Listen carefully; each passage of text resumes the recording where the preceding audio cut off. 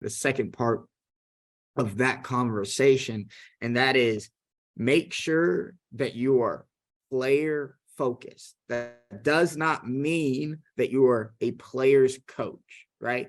The idea of a player's coach tends to be someone who all the players like, right? And not everybody's going to like you, right? And it has this connotation of being someone who at times can be overly friendly, right?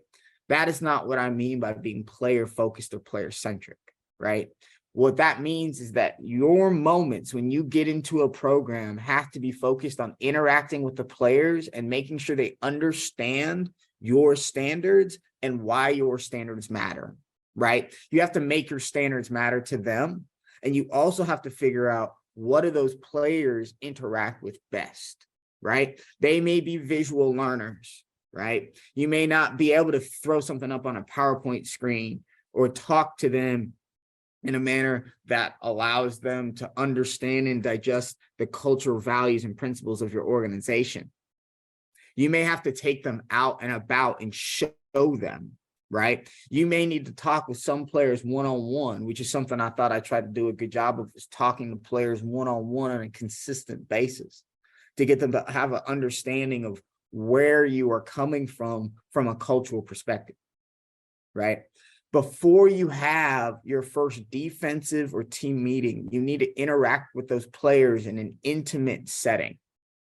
Because by doing so, you give them an assumed rapport when they walk into that first meeting. The first time they meet you should not be in that team meeting. Now, some circumstances you can't get around it, right? There's some circumstances that's not the case. You can get around it.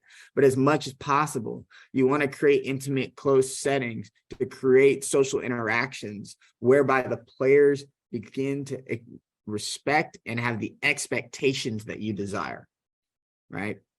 I'm a fairly young individual, so I don't have the assumed rapport that maybe an older individual would have from a leadership perspective.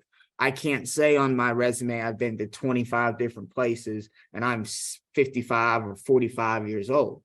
So I have to find methods and methodologies, right? Ways in which we communicate with the athlete in different settings to get them to understand what you're trying to accomplish.